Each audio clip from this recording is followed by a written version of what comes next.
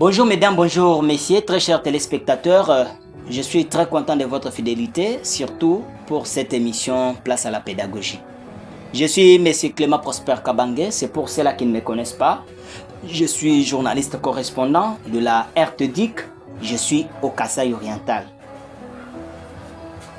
Je sais très bien que ici on parle que de la pédagogie, on parle que de l'éducation.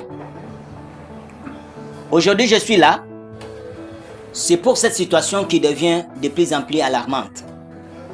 C'est la situation de manque des infrastructures éducationnelles au Kasaï oriental.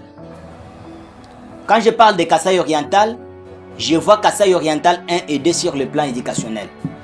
Dans toutes les 12 sous-divisions, 8 pour Kasaï oriental 1 et 4 pour Kasaï oriental 2, les élèves, les enseignants, même les gestionnaires souffrent beaucoup pour mener la mission très noble qui est de l'éducation de l'enfant congolais.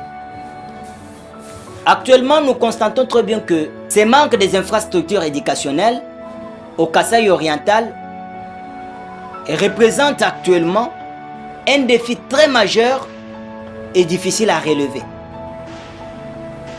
Étant donné que le chef de l'État, Félix-Antoine Tshisekedi Tshilombo, a montré sa bonne volonté pour investir dans l'éducation de l'enfant congolais. En introduisant la gratuité de l'enseignement de base, aujourd'hui 7 ans, chapeau bas, Monsieur le Président de la République, chef de l'État. Chapeau bas également à son Excellence, Madame la Ministre en charge de l'Éducation nationale et de la nouvelle citoyenneté, Raissa Maloudina. Mais je sais très bien que même le chef de l'État a fait, la province aussi doit aussi faire. On ne dit pas que la province ne fait.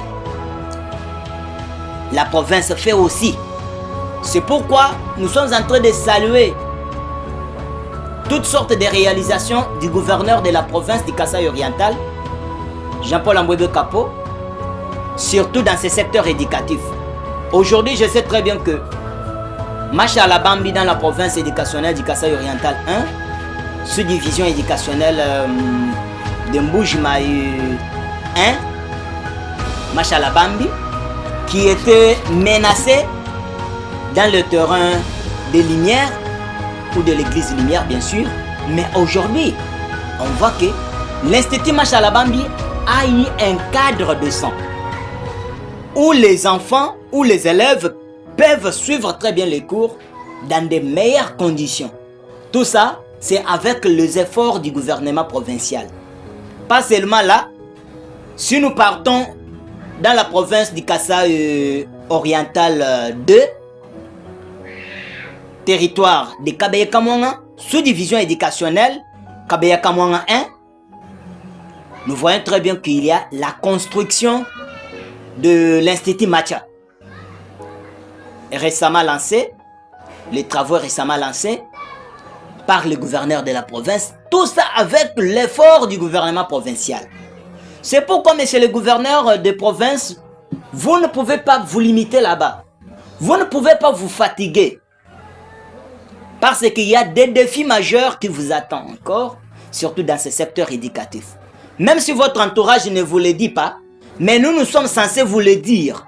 Pourquoi? Parce que nous aimons que les choses changent chez nous. Mais c'est le gouverneur. La situation devient catastrophique, de plus en plus difficile au niveau de l'école primaire Toubondo et Saint-Léonard. Je sais très bien que vous n'avez jamais été l'homme de bureau. Vous avez été toujours sur terrain à tout moment. Mais, je vous prie, avec ma main sur la poitrine, veuillez descendre à Toubondo. Vous pouvez pleurer. Je sais très bien que vous pouvez pleurer parce que l'érosion ou soit les ravins a fait des ramifications impossibles. Il y a des bâtiments qui sont déjà engloutis. Il y a d'autres bâtiments qui sont menacés. Les élèves, vraiment, même si à des fois c'est pendant la récréation, il faut que les enseignants veillent sur les élèves, sinon pas, on peut enregistrer des bilans. On ne les souhaite pas. On peut enregistrer les bilans. Les ravins avancent à pas de géants. J'ai eu à faire l'investigation là-bas, j'ai eu à visiter, j'ai causé avec les gestionnaires, mais j'ai failli pleurer, messieurs les gouverneurs. J'ai failli pleurer, très chers téléspectateurs. Quand les gestionnaires me disent cette situation n'a pas débuté aujourd'hui avec Jean-Paul Ambwebo Kapo. Il y a des gouverneurs et des gouverneurs qui ont eu à laisser cette situation comme ça. Depuis Ngoï Kassange, les ravins étaient là. Il y a même des documents, il y a même... donc, les gestionnaires me disent quoi? Ils sont même partis pour être reçus par les gouverneurs des provinces jusqu'à tard dans la nuit. Et on leur dit, le gouverneur est fatigué. Je ne cite pas les gouverneurs là. Mais c'était pour la situation qui concerne donc l'éducation de nos enfants. L'éducation de l'enfant congolais. Les gouverneurs fatigués. Mais aujourd'hui, Kapo a trouvé ces mêmes ravins qui avancent encore à pas de géants. Je ne veux pas que cela prenne du temps, son excellence. Je veux que même si à des fois ça n'a pas trouvé de solution avec d'autres régimes, d'autres gestions, je veux qu'à travers votre pouvoir, qu'une solution favorable soit trouvée. Également, je dois encore lancer ce même message auprès du président de l'Assemblée provinciale, bien sûr, Willy Mouye Mukendi. Mais je ne sais pas si à des fois on vous a parlé de cette situation. Actuellement, si vous êtes en train de vous démener, vous travaillez à pied d'œuvre, vous travaillez d'arrache-pied pour que les institutions, qu'est-ce que je dis moi, les écoles qui n'ont pas d'infrastructures puissent en trouver. Mais vous voyez, on vous amène encore la situation telle que tous les terrains de Toubondo et Saint-Léonard est déjà englouti par les ravins. Je vois, ça sera un travail de plus. Mais quand tu vas dire Bambane, quand tu dis balabala, toi j'aime. Mais pourquoi on ne peut pas abattre ce fait quand il fait encore, quand il est encore temps? Voilà. Ce n'est pas seulement là. On constate encore que dans la province administrative du Kasaï oriental, il y a même des écoles où les enfants s'assoient de même à sol pour suivre les cours. Au XXIe siècle. XXIe siècle. Et pendant le régime de Félix Antoine Tshisekedi Tshilombo, et où au Kasaï oriental, même si il n'a pas fait, vu qu'il y a plusieurs provinces où le président de la République peut faire. Donc, il n'est pas seulement président de la République pour Kasaï oriental, bien sûr, il l'a fait aussi, mais le gouvernement provincial, les autorités aussi provinciales, vous pouvez vous y atteler. Actuellement, même les hommes de bonne volonté pour les secteurs éducatifs ne sont pas là. Ne sont pas là. Mais quand il y aura le temps pour les élections, là on va voir les gens qui viendront pour poser des petites actions et prendre les images, commencer maintenant à balancer sur les réseaux sociaux. Pour l'instant, aucune personne de bonne volonté n'existe pas au Kasaï oriental. Si nous partons, même dans des villages, dans nos territoires, la même situation est similaire. Donc la situation est similaire, même dans nos territoires. Mais on vous appelle quand même. Prenons l'exemple de cet institut, l'Institut Kamou. Une école conventionnelle de l'église des réveils au Congo, qui est située sur l'avenue Haute Tension. J'ai failli pleurer quand j'étais de passage là-bas.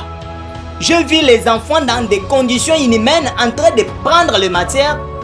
Les enseignants dispensaient les cours. Donc, à ciel ouvert.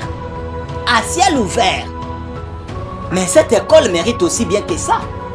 C'est une école quand même qui couvre, donc qui accompagne encore la vision même du chef de l'État dans la gratuité de l'enseignement. Pourquoi? Parce que là-bas il y a l'école primaire, maternelle d'abord.